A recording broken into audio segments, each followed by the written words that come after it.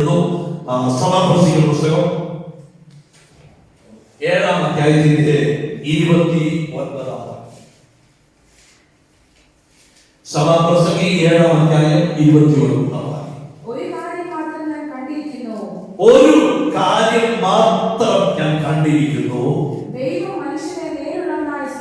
ദൈവം മനുഷ്യനെ നേരുള്ളവനായി സൃഷ്ടിച്ചു. അവരോ അനേക സൂത്രങ്ങളെ അന്വേഷിക്കുന്നു.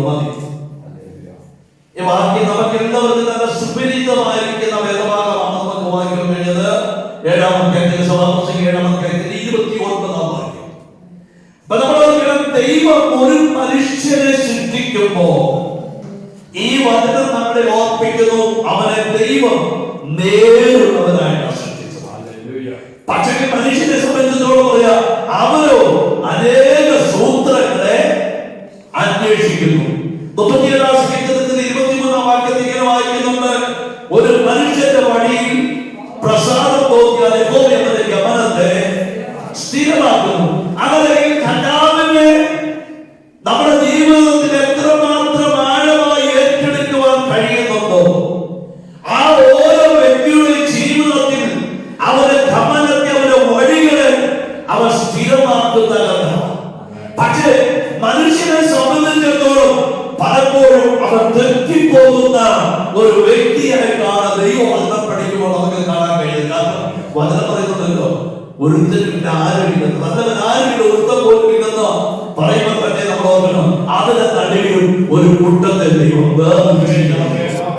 അതിനെ ഇത് അകത്താൽ എനിക്ക് നമ്മൾക്ക് ആ ഭാഗ്യ പദ്ധതി ലഭിപ്പാൻ ഇടയാക്കിയത് കൊണ്ട് ഈ ഒരു ചെറിയ കൂട്ടമായിട്ടാണെങ്കിലും ഈ വിശുദ്ധ മകക്കാലം അല്ലെങ്കിൽ വിശുദ്ധ സന്ധ്യാസമയം ഇവിടെ ഈ ആലയത്തിൽ ഒരുമിച്ച് വന്ന് ദൈവത്തെ ആരാധിപ്പാനുള്ള അവസരം ലഭിപ്പാൻ ഇടയാക്കുന്നത്. അപ്പൊ നമ്മളോട് എണ്ണങ്ങളെ കുറിച്ച് ദൈവം പ്രതീക്ഷിക്കുന്നത് എപ്പോഴും നേരുള്ളവരായിരിക്കാൻ, ദൈവത്തിന് പ്രയോജനമുള്ളവരായി തീരുവാൻ സർവശക്തനായ ദൈവം നമ്മളെ കുറിച്ച് ആഗ്രഹിക്കുക.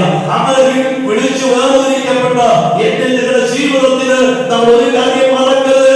ലോകം അതിന്റെ അന്ത്യത്തിലേക്ക് അതിവേഗം ഓടിക്കൊണ്ടിരിക്കുമോ എന്റെ നിങ്ങളുടെ ജീവിതത്തിന് എന്റെ കർത്താവിന്റെ മുമ്പാകെ അത് പരമാർത്ഥ ഹൃദയത്തോടെ നിൽക്കുവാൻ തക്കവണ്ണം സർവശക്തനായ ദൈവം നമ്മളെ ഒരുക്കട്ടെ. ആ വാക്യത്തിൽ ഇങ്ങനെയാണ് വായിച്ചത്, ദൈവ മനുഷ്യനെ നേരുള്ളവനായി സൃഷ്ടിച്ചു. അപ്പൊ ദൈവത്തിന്റെ സൃഷ്ടിപ്പിനെ കുറിച്ച് നമ്മുടെ ജീവിതത്തിൽ ഒത്തിരി പഠിക്കുവാനായിട്ടുണ്ട്. നമുക്കറിയാം, കർത്താവിന്റെ ദാസൻ 21-ാം അധ്യായത്തിന്റെ ചില വാക്യങ്ങൾ വായിക്കുമ്പോൾ മണിയാക്കുന്നല്ലോ. ഞാൻ ഇവിടെ ആ കർത്താവിന്റെ ദാസൻ വായിക്കുമ്പോൾ എന്റെ ഒരു ചെറിയൊരു മെസ്സേജ് ആണല്ലോ അത് കർത്താവിന്റെ ദാസൻ പറയാനായിട്ട് ഇടയാക്കുന്നതെന്ന് ഓർത്ത് സന്തോഷിക്കാൻ നമ്മൾ ഇടയാക്കുന്നു. നമ്മളൊരു ഉൽപ്പത്തി പുസ്തകം 1-ാം അധ്യായം മുഴുവൻ നമ്മൾ പഠിക്കുകയാണെങ്കിൽ കർത്താവിന്റെ സൃഷ്ടിപ്പ് ആ 1-ാം അധ്യായം മുഴുവൻ നമുക്ക് കാണുവാനായിട്ട് കഴിയുന്നത്. നമുക്കറിയാം, 6 ദിവസത്തെ സൃഷ്ടിപ്പിനെ കുറിച്ച് ദൈവത്തിന്റെ വചനം അവിടെ കാണുവാൻ കഴിയുന്നുണ്ട്. ഓരോ ദിവസത്തെ സൃഷ്ടിപ്പിനെ കുറിച്ച് സൃഷ്ടിച്ചു കഴിയുമ്പോ കർത്താവിന്റെ വചനം ഇങ്ങനെ വായിക്കുന്നു, സന്ധ്യയായി ഉഷസ്സുമായി 1-ാം ദിവസം, 2-ാം ദിവസം, 3-ാം ദിവസം, 4-ാം ദിവസം, 5-ാം ദിവസം, 6-ാം ദിവസം എന്ന് പറഞ്ഞുകൊണ്ട് ഓരോ ദിനത്തിലെ സൃഷ്ടിപ്പിനെ അവിടെ അത് പ്രത്യേകം വെളിപ്പെടുത്തിക്കൊണ്ടിരിക്കുന്നത് അത് കാണുവാനായിട്ട് കഴിയും. അപ്പൊ നമ്മൾ 1-ാം ദിവസം സൃഷ്ടിച്ചു, 2-ാം ദിവസവും സൃഷ്ടിച്ചു. ഇവിടെയൊക്കെ ഓരോ സൃഷ്ടിപ്പും മനോഹരമായ നിലയിൽ ദൈവം സൃഷ്ടിച്ചിട്ട് 6-ാം ദിവസത്തിലേക്ക് വരുന്നുണ്ട്. സകല ജീവനുള്ളതിനെയും എന്റെ കർത്താവ് സൃഷ്ടിക്കുവാൻ തക്കവണ്ണം ഇടയായി തീർന്നുവെന്ന് ദൈവത്തിന്റെ വചനത്തിലൂടെ കാണുവാൻ കഴിയുന്നുണ്ട്. എന്നാൽ 26-ാം വാക്യത്തിലേക്ക് വരുന്നത് ഇങ്ങനെ വായിക്കാൻ കഴിയുന്നത് 26-ാം വാക്യം, അനന്തരം ദൈവം നാം നമ്മുടെ സ്വരൂപത്തിനും സാദൃശ്യത്തിനും മനുഷ്യനെ ഉണ്ടാക്കുക, സമുദ്രത്തിലുള്ള മത്സ്യത്തിന്മേലും ആകാശത്തിലുള്ള പർവ്വതജാതിയിന്മേലും മൃഗങ്ങളിന്മേലും സർവ്വഭൂമിയിന്മേലും ഭൂമിയിൽ ഇടയുന്ന എല്ലാ ഇടജാതിയിന്മേലും വാഴട്ടെ എന്ന് കൽപ്പിച്ചു. അപ്പൊ നമ്മൾ ഈ ഭാഗത്ത് കൊടുത്തിട്ട് 6-ാം ദിവസം സകല സൃഷ്ടിപ്പിനും ശേഷമായിട്ട് ദൈവം മനുഷ്യരെ സൃഷ്ടിക്കുകയാണ്. സൃഷ്ടിച്ചതിന് ശേഷം അവന് കൊടുത്ത അധികാരത്തെയാണ് നമുക്ക് സകലത്തിന്മേലും വാഴുവാൻ, സകല സകലത്തെ നിയന്ത്രിപ്പാൻ, സകലത്തിന്റെ അവകാശത്തെ, സകലത്തിന്റെ അവകാശത്തെ എന്റെ കർത്താവ് സൃഷ്ടിച്ച മനുഷ്യരെ എന്റെ ദൈവം ഫലമേൽപ്പിക്കുകയാണ്. നമ്മൾ ഓർക്കണം, ആ അധികാരം പ്രാപിച്ച മനുഷ്യൻ ദൈവത്തിന്റെ പ്രമാണത്തിൽ നിന്ന് തെറ്റിപ്പോകാൻ പാടില്ല. ഞാനൊരു കാര്യം ചോദിക്കട്ടെ, ഈ സൃഷ്ടിപ്പിന്റെ ആരംഭം മുതൽ 6 ദിവസത്തെ സൃഷ്ടിപ്പിനെ കുറിച്ച് പറയുമ്പോൾ ഈ മനുഷ്യനെ 1-ാം ദിവസം സൃഷ്ടിച്ചിരുന്നുവെങ്കിൽ എന്തു സംഭവിക്കുമെന്നറിയാം. 6 ദിവസം വരെ എല്ലാ സൃഷ്ടിപ്പും നടത്തിയിട്ട് മനുഷ്യന് വേണ്ടതെല്ലാം ദൈവം എടുത്തു. മനോഹരമായ സകല കാര്യങ്ങളും, ജീവിതത്തിൽ വേണ്ടതായ സകലതും മനുഷ്യന് വേണ്ടി ദൈവം ഒരുക്കിയിട്ടാണ് 6-ാമത്തെ ദിവസം ദൈവം മനുഷ്യനെ പൊടിയിൽ നിന്ന് അവന്റെ സ്വന്തം കരം കൊണ്ട് അവനെ സൃഷ്ടിച്ച് അവന്റെ മൂക്കിൽ ജീവശ്വാസം ഊതുവാൻ ഇടയായിട്ടുണ്ട്. ഞാനൊന്ന് മറിച്ചൊന്ന് ചോദിക്കട്ടെ, 1-ാം ദിവസം മനുഷ്യനെ സൃഷ്ടിച്ചിട്ട് ബാക്കിയുള്ള 6 ദിവസവും മറ്റുള്ള സൃഷ്ടിപ്പ് നടത്തിയിട്ടുണ്ടെങ്കിൽ നമ്മുടെ വായിച്ച വാക്യത്തിൽ ഇങ്ങനെ വായിച്ചു. ഒരു വാക്യം എന്തായിരുന്നു? ദൈവം മനുഷ്യനെ നേരിടുവാനായി സൃഷ്ടിച്ചു, അവരോ അനേക സൂത്രങ്ങളെ അന്വേഷിക്കുന്നു. എന്റെ ചിന്താഗതിയിൽ ഞാനൊരു കാര്യം നിങ്ങളോട് പറയാം. ഈ 6-ാമത്തെ ദിവസം സൃഷ്ടിച്ച മനുഷ്യൻ സൃഷ്ടിപ്പ് 1-ാമത്തെ ദിവസം നടത്തിയിരുന്നുവെങ്കിൽ ഇവന്റെ ചിന്താഗതി എങ്ങനെ വന്നേനെ? ഇപ്പൊ നമ്മൾ ചോദിക്കുക, ഇതെല്ലാം ആരാ സൃഷ്ടിച്ചത് എന്ന് ചോദിച്ചാൽ ഈ മനുഷ്യൻ പറഞ്ഞേനെ പുള്ളിക്കാരൻ ഞാനിവിടെ ഏതാ? ഭൂമിയിലെ സസ്യങ്ങളുടെ മുളപ്പിച്ചതും സമുദ്രത്തിലെ സകല മത്സ്യങ്ങളുടെയും സകല സൃഷ്ടിപ്പിനെ കുറിച്ച് നന്നായി പറഞ്ഞത് ഒരു മാറ്റമില്ല. ആ പുള്ളിക്കാരൻ ഞാനിവിടെ ഇതെല്ലാം സൃഷ്ടിച്ചത്, ഇത് എല്ലാം ഉടമകൾ ഞങ്ങളാണെന്ന് പറഞ്ഞത്. ഇത് സംഭവിക്കാതിരിക്കാൻ വേണ്ടിയാ എന്റെ കർത്താവ് അവന് വേണ്ടതായ മനുഷ്യന് വേണ്ടതായ സകലത്തെ സൃഷ്ടിച്ചിട്ട് അവസാനമായി അത് കർത്താവ് മനുഷ്യനെ അവന്റെ കരം കൊണ്ട് ഉണ്ടാക്കി അവന് ജീവശ്വാസം കൊടുത്ത് ജീവനുള്ള ദേവിയാക്കി തീർത്തിട്ട് അവന് വേണ്ടതെല്ലാം അവന് മുമ്പിൽ കൊടുക്കുവാൻ ഇടയായിട്ടുണ്ട്. ഇന്ന് വർത്താനം ഈ ദൈവിക സൗഭാഗ്യങ്ങൾ അനുഭവിച്ച മനുഷ്യൻ ദൈവത്തിൽ നിന്ന് അകന്ന് തെറ്റിപ്പോയി വീഴുമ്പോൾ മനുഷ്യനെ വീണ്ടെടുക്കുവാൻ യഹോവയായ ദൈവം ഈ ലോകത്തിലേക്ക് തന്റെ പുത്രനായ ക്രിസ്തുവിനെ അയക്കുവാൻ ഉടമ്പടിയായിരുന്നു. അതുകൊണ്ട് റോമാലേഖനം 8-ാം അധ്യായത്തിന്റെ 3-ാം വാക്യത്തിൽ ന്യായപ്രമാണത്തിന് കഴിയാത്തതിനെ സാധിപ്പിപ്പാൻ. ഇന്ന് പകൽക്കാലം എന്നെ കേൾക്കുന്ന ദൈവത്തിന്റെ യുഗങ്ങൾ മാറി മാറി വന്നപ്പോൾ ആ യുഗത്തിന്റെ വ്യവസ്ഥകൾക്ക് മനുഷ്യന്റെ വീണ്ടെടുപ്പിന് വേണ്ടി ഒന്നും ചെയ്യാൻ കഴിയില്ല. അവർക്ക് മുമ്പിൽ വെച്ചിരുന്നതായ അത് പ്രമാണങ്ങൾ അതൊന്നും പര്യാപ്തമായി വരുവാൻ കഴിയാതിരുന്നപ്പോൾ യഹോവയായ ദൈവം തന്റെ പുത്രനെ തന്നെ എന്തിന്റെ വീണ്ടെടുപ്പിന് വേണ്ടി ഈ കാലലോകത്തിലേക്ക് അയച്ച് വേഷത്തിൽ മനുഷ്യനായി ഈ ഭൂമിയിൽ ശരിക്കും തക്കവണ്ണം റെഡിയായിരുന്നു. ഈ ലോകകാലം ദൈവത്തിലെ ആ ഘട്ടമായ ഈ ലോകത്തിൽ 33 വർഷം ജീവിച്ച സകല മനുഷ്യരുടെ പാപം എന്റെ പാപത്തെ യേശു ക്രിസ്തു സ്വയമായി ഏറ്റെടുത്തുകൊണ്ട് കാൽവരിയിൽ തന്റെ ജീവൻ അർപ്പിക്കുവാനെടുക്കുന്നു. 3-ാം നാൾ ഉയർത്തെഴുന്നേറ്റപ്പോൾ അവൻ വിശ്വസിച്ച് ജനിക്കുന്നവർക്ക് ജീവനത്തെ പ്രാപിക്കുവാൻ കഴിയുന്നതുകൊണ്ട് ഈ ലോകത്തിൽ ഇവിടെ ആയിരിക്കാൻ നമ്മുടെ ജീവിതത്തിൽ കഴിയുന്നത്.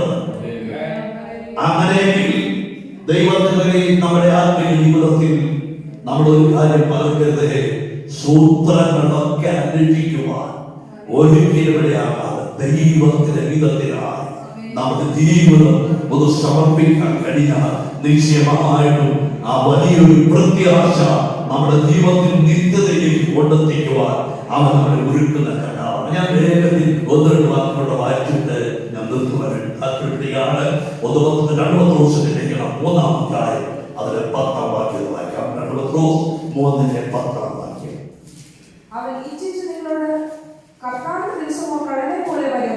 2 പത്രോസ് 3:10. ചിലർ താമസമെന്ന് വിചാരിക്കുന്നത്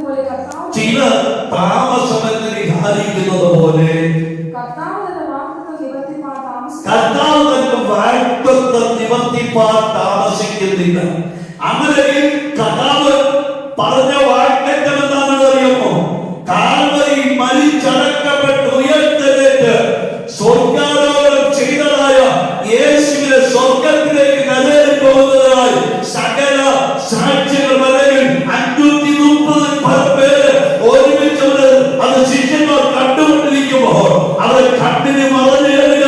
ഈ സമയത്ത് 2 ദൂതന്മാർ അവർ നടുവിൽ വന്നിട്ട് ഇങ്ങനെ പറയുക, വലിയ പുരുഷന്മാര്, നിങ്ങൾ ആകാശത്തിലേക്ക് നോക്കി നിൽക്കുന്നതെന്ന് നിങ്ങളെ വിട്ട് സ്വർഗ്ഗാരോഹണം ചെയ്തവനായ യേശു സ്വർഗ്ഗത്തിലേക്ക് കയറി പോകുന്നത് കണ്ടതുപോലെ അവൻ വീണ്ടും മടങ്ങി. ഈ വാഗ്ദത്തം നിവർത്തിക്കുവാൻ ഇനി അധികം സമയങ്ങളൊന്നുമില്ല. ലോകത്തിന്റെ സംഭവങ്ങൾ അത് നമ്മളോട് വിളിച്ചു പറയുന്നു.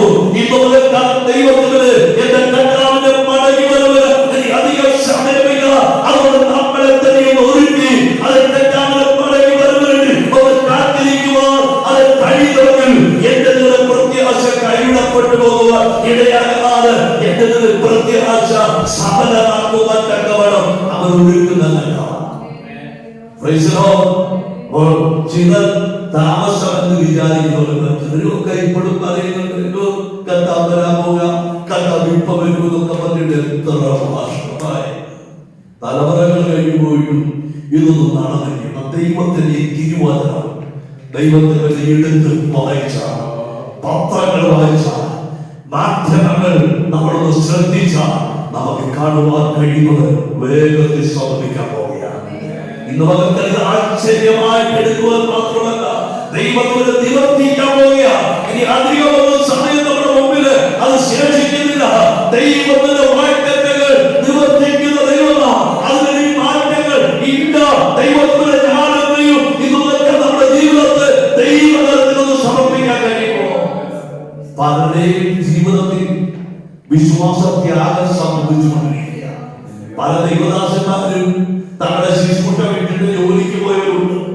പല ദൈവമക്കളും അവരുടെ പഴയ സ്വഭാവത്തിലേക്ക് മാറിപ്പോയി. എന്തിനാണ് ഇതിന്റെ പുറകെ ഇറങ്ങിത്തിരിക്കുന്നത് ചിന്തിച്ച് പലരും നിരാശപ്പെട്ടവരുണ്ട്. ദൈവത്തിൽ ഇരിക്കുന്നവർക്ക് ഒരു പ്രത്യാശയുണ്ട്. ലോകത്തിൽ കഷ്ടം വന്നാലും രോഗം വന്നാലും സാമ്പത്തിക ഞെരുക്കം വന്നാലും പ്രതികൂലങ്ങൾ വന്നാലും അതിന് നടുവിൽ കൈപിടിച്ചുയർത്തുന്ന ഒരു നല്ല കർത്താവിനെയാണ് നമ്മൾ അനുകരിക്കുന്നത്. ഇതുപോലെ ദൈവസത്യതയിൽ നമ്മുടെ ജീവിതം ഒന്ന് സമർപ്പിക്കുവാൻ കഴിയുമ്പോൾ നമുക്കൊരു ഉത്തരവാദിത്വമുണ്ട്. ആ ഉത്തരവാദിത്വത്തിൽ ഒന്ന് നിലനിൽക്കുവാൻ നമ്മുടെ ജീവിതത്തിൽ കഴിയട്ടെ. ദൈവത്തിന്റെ നമ്മുടെ കർത്താവിന് വേണ്ടി എന്തായി ചെയ്താലും അതിനൊരു പ്രതിഫലം പ്രാപിപ്പാൻ നമ്മുടെ ജീവിതത്തിലേക്ക് എബ്രായലേഖനം 6 അതിന്റെ 10 വാക്യം ഒന്ന് വായിക്കാം. എബ്രായലേഖനം 6:10.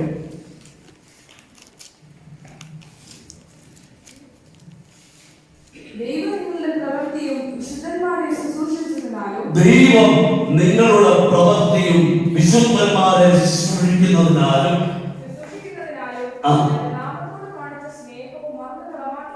എന്റെ നാമത്തോട് കാണിച്ച സ്നേഹവും മറന്നുകളയുവാൻ തക്കവണ്ണം അനീതിയുള്ളവനല്ല.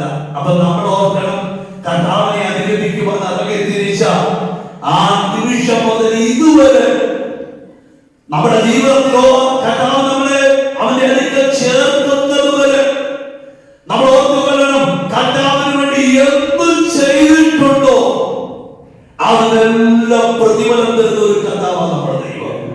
അവൻ മറന്നു കളയുവാൻ അനീതിയുള്ള ദൈവമല്ലെന്ന ദൈവത്തിന് പറയുന്നത്. ദൈവം നമ്മുടെ വിശുദ്ധന്മാരെ ശുശ്രൂഷിക്കുന്നതിനാലും ദൈവത്തോട് കാണിച്ച സ്നേഹം മറന്നു കളയുവാൻ അവൻ അനീതിയുള്ള ദൈവമല്ല.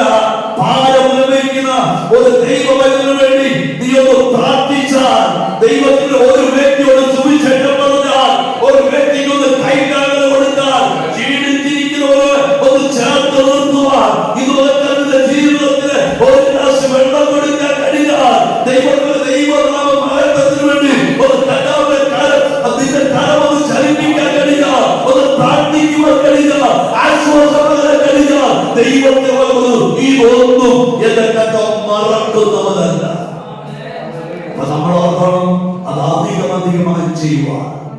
നമ്മുടെ ജീവിതത്തിൽ കഴിയട്ടെ.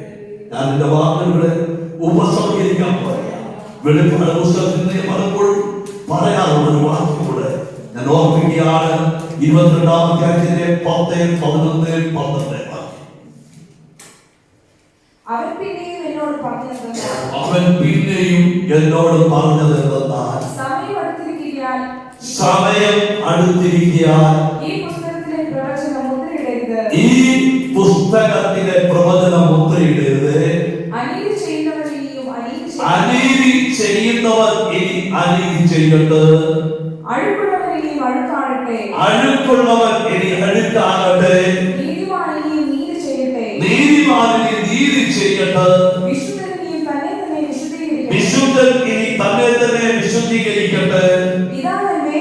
ഇതാ ഞാൻ വേഗം വരുന്നു. ഓരോരുത്തരും അവനവന്റെ പ്രവൃത്തിക്ക് തക്കവണ്ണം കൊടുപ്പാൻ പ്രതിഫലം എന്റെ പക്കലുണ്ട്. അപ്പൊ നമ്മൾ ഓർക്കണം, ഇനി അധികം സമയമില്ലെന്ന് ഈ വെളിപ്പാട് പുസ്തകം എഴുതി അവസാനിപ്പിക്കുന്ന അധ്യായത്തിന്റെ അവസാന ഭാഗത്തേക്ക് വരുമ്പോൾ എന്നെ നിങ്ങളെ ഓർപ്പിക്കുക. ദാനിയേൽ പ്രവചനം എഴുതുമ്പോൾ ദാനിയേലോട് ഇങ്ങനെ പറഞ്ഞു, ഈ പ്രവചനത്തിലെ ഈ പുസ്തകത്തിലെ പ്രവചനം നീ മുദ്രയുടെ ഈ അന്ത്യകാലത്തേക്കുള്ളതാകുന്നു. എന്നാൽ വെളിപ്പാട് പുസ്തകത്തിലേക്ക് വരുമ്പോൾ എന്റെ കർത്താവിന്റെ ആത്മാവ് പറയുകയാണ്, ഇത് നീ മുദ്രയിടരുത്, അത് സമയം അടുത്തിരിക്കുക, ഇതത് വേഗം വരുന്നു. നമ്മളൊക്കണം നമ്മളെ തന്നെ ക്രമീകരിച്ചു. അഴുക്കുള്ളവരായിട്ടാകട്ടെ എന്ന് പറഞ്ഞാൽ ഈ സമയമൊന്നും ഇല്ലെന്ന് പലരെയൊന്നും രീതിയിലേക്ക് തിരിക്കാൻ. നമ്മൾ നീതിമാന്മാരാണെങ്കിൽ നമ്മളെ തന്നെ നീതീകരിച്ചോ. വിശുദ്ധൻ എത്രമാത്രം തന്നെ വിശുദ്ധീകരിക്കാൻ കഴിയുമോ അത്രമാത്രം വിശുദ്ധീകരിക്കുവാൻ നമ്മുടെ ജീവിതം ഏൽപ്പിക്കട്ടെ. ഏതെങ്കിലും ഭാഗത്ത് ഏതെങ്കിലും നിലയില് നമ്മുടെ ജീവിതത്തിൽ കുറവുകളുണ്ടെങ്കിൽ ഇന്ന് ആരും വിട്ടുപോകുമ്പോൾ ദൈവത്തോട് കർത്താവ് എന്റെ ജീവിതത്തിൽ ഏതെങ്കിലും നിലയില് അത് വിശുദ്ധിക്കുന്ന അവസരമായി അത് പറഞ്ഞു കിടക്കുന്ന എന്തെങ്കിലും ഉണ്ടെങ്കിൽ അതൊന്ന് വെളിപ്പെടുത്തണം. എന്റെ കർത്താവുമായിട്ടുള്ള ബന്ധത്തിൽ അതൊന്ന് പരിഹരിക്കുവാൻ എന്നെ ഒരുക്കണമെന്ന ആ തകർന്ന ഹൃദയം നോക്കി അടുത്ത് വരാൻ കഴിയുമെങ്കിൽ ഒരു പ്രതിഫലം നിശ്ചയമായിട്ട് കർത്താവിൽ നിന്ന് പ്രാപിപ്പാൻ അവൻ നമ്മുടെ ജീവിതത്തിൽ നമ്മുടെ ജീവിതത്തിൽ നമുക്ക് ഏൽപ്പിക്കാൻ കഴിയുമോ? വചനം പറയുന്നു, കേട്ട വചനമാദ്യം ശക്തിയോടെ കരുതുക. അത് നമ്മുടെ ഹൃദയത്തിൽ നിന്ന് ഒഴുകി പോകുന്ന വചനമായി മാറാനല്ല, ഹൃദയത്തിൽ ഒന്ന് സംഗ്രഹിക്കാൻ നമ്മുടെ ജീവിതത്തിൽ കഴിയട്ടെ. ഇന്ന് പകർക്കാൻ ഒരു വലിയ പ്രതിഫലത്തിന് വേണ്ടി നമ്മുടെ ജീവിതം സമർപ്പിക്കാൻ കർത്താവിന്റെ വചനത്തിന് വേണ്ടി നമുക്കൊരു കർത്താവ് വേഗത്തിൽ മടങ്ങി വരും. ഹല്ലേലൂയ. നമ്മുടെ ഇത് പറഞ്ഞ ജീവിതത്തെ ഒന്ന് സമർപ്പിക്കാം. ഞങ്ങളുടെ നല്ല ദൈവമേ, സ്വർഗ്ഗപിതാവേ, ഈ വിലപ്പെട്ട സമയത്തിന് ആരും കർത്താവേ, ഞങ്ങൾക്ക് ഒരുമിച്ച് ഈ പ്രാവശ്യത്തെ യാത്രയിൽ ഈ വിശുദ്ധ പകർക്കാരൻ തന്റെ കുഞ്ഞുങ്ങളോട് ചേർന്നായിരുന്ന എന്റെ ദൈവം ഞങ്ങളെ സഹായിച്ചു. കർത്താവേ, ഞങ്ങളുടെ ജീവിതത്തിൽ ഞങ്ങൾ കേൾക്കുന്ന വാചനങ്ങളൊന്നും ഞങ്ങളുടെ ഹൃദയമാകുന്ന മാംസം അല്ലെങ്കിൽ ശത്രു എടുത്തു കളയുവാനാകാതെ അത് ഞങ്ങളുടെ ഹൃദയത്തിൽ തിരുവായി വരച്ചുകൊണ്ട് വലിയ പ്രത്യാശയോടെ ദൈവസഭയിൽ നിൽക്കുക. ദൈവമേ, നിത്യത ഞങ്ങളുടെ ജീവിതത്തിൽ കൈമോശം സംഭവിക്കാതെ നിത്യത ഞങ്ങളുടെ ജീവിതത്തിൽ അവകാശമായി പ്രാപിപ്പാൻ ദൈവം ഞങ്ങളുടെ ഒരുക്കുന്ന അതിന് തടസ്സമായിട്ട് എന്തെങ്കിലും കുറവുണ്ടെങ്കിൽ മനഃപൂർവ്വമായി ഞങ്ങളോട് ക്ഷമിക്കണം. യേശുവിന്റെ രക്തം സകല പാപവും പോക്കി ശുദ്ധീകരിക്കുന്നതാണ്.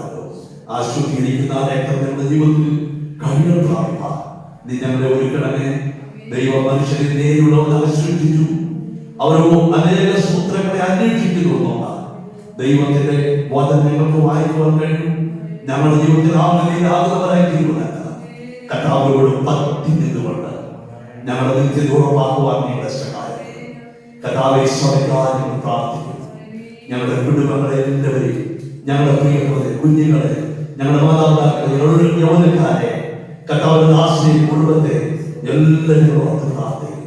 ധാരാളമായി അനുഗ്രഹിക്കണം. ഞങ്ങൾ ഒരുമിച്ച് കർത്താവേ, പ്രിയപ്പെട്ട സഭയെ പിതാവിന്റെയും പുത്രന്റെയും പരിശുദ്ധമാക്കിയ നാമത്തിൽ കർത്താവിന്റെ ദാസനെന്ന് പറയുന്ന അനുഗ്രഹത്തിൽ പ്രാർത്ഥിക്കുക. കർത്താവിനെ വേണ്ടി കാണുവാൻ അവസരം നൽകുകയും കുഞ്ഞുങ്ങളൊക്കെ അനുഗ്രഹിക്കപ്പെട്ടവരാണെന്ന് പറയുവാനും കാണുവാനും നിങ്ങളുടെ സഹായത്തെ വല്ല കർത്താവേ, നിന്റെ വരം നടക്കുന്നവർക്ക് ഞങ്ങൾക്ക് നിത്യതയും ഓരോച്ച് കാണുവാൻ നിങ്ങളെ സഹായിക്കണം. കർത്താവ്, ഞങ്ങളുടെ പ്രാർത്ഥനകൾക്കായി സ്തോത്രം. യേശുവിന്റെ വലിയ നാമത്തിൽ തന്നെ. കർത്താവ്, ഞങ്ങളെ എല്ലാവരെയും ധാരാളമായി